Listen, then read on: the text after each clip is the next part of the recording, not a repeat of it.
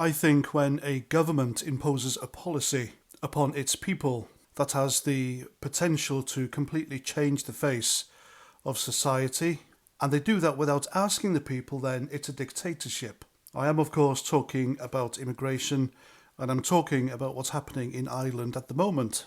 And all this because no Western government, well, European government at least, have any sensible solutions when it comes to migration.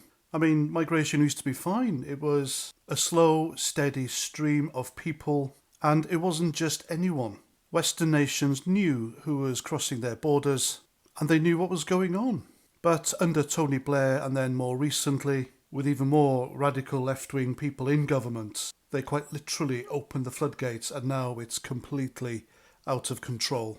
There is nothing racist about it. There's nothing xenophobic about it. For me personally, it's a cultural and economical issue. I don't believe we can cope. Our infrastructure, it's on its knees, from the healthcare system to public transport to housing to the benefit system. We are buckling under the weight of uncontrolled migration. Now, if it's doing that to Britain, how do you think a smaller island like Ireland is coping? Well, not very well. Now, if you want to know what's going on in the world, go on social media.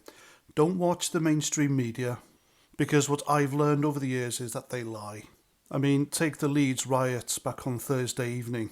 We all know what we saw. A lorry being looted, a bus being burned out, a police car being attacked, destroyed, turned upside down, and West Yorkshire police made to run away. And yet, when you point that out on social media, you've got some leftists telling us we're blowing it out of proportion. I mean, my goodness. I don't think I exaggerated anything in any of my videos regarding Leeds, do you? I don't think anyone has. There's no need. It's bad enough as it is. And these people are just completely ignorant to the elephant in the room. Anyway, back to Ireland. The Irish government have imposed on their people a policy of open-door migration, and they didn't ask them. And we're not talking about the odd migrant or a migrant family here and there, dribs and drabs, a slow, steady stream coming from abroad into Ireland.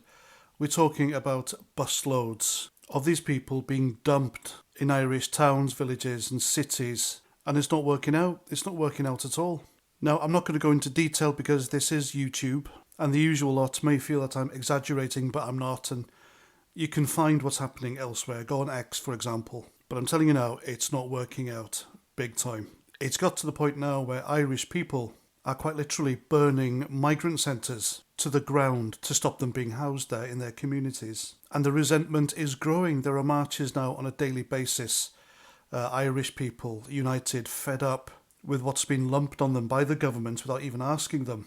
And the governments are coming down hard, and they're calling these people far right and thugs when they're not. These are concerned Irish citizens who are clearly unhappy with what's dumping busloads of mainly migrant men and what that's done to their communities. And the Irish Gardaí, the police there, they have been especially brutal towards these Irish people, these concerned citizens, and come down really hard on them. For example, in a town called Coolock, things have gotten so heated there that there was a full-scale riot, and the police were assaulting Irish citizens left, right and centre, and even disrespected the Irish flag.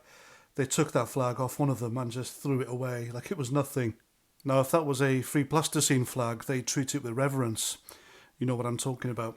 And then I think just a few hours ago in Dundalk, a crowd of concerned Irish citizens have done the same thing. They're just fed up with it. It's a clash of cultures, and the native culture is expected by the government to bend over backwards and sacrifice a hell of a lot to accommodate the imported culture.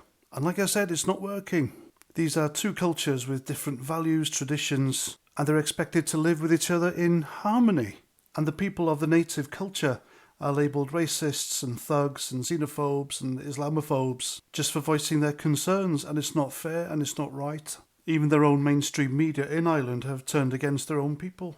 That is why I'm suggesting you look up citizen journalists on social media for the truth. And I think it's good that the people are pushing back, because this is a policy that was clearly not put to the people, and yet it's a policy that's been aggressively pushed by two Irish Prime Ministers, neither of which were elected. So I wonder what's it going to take before they do actually listen to the people. And there we go, I'm Paz49. Thanks for watching.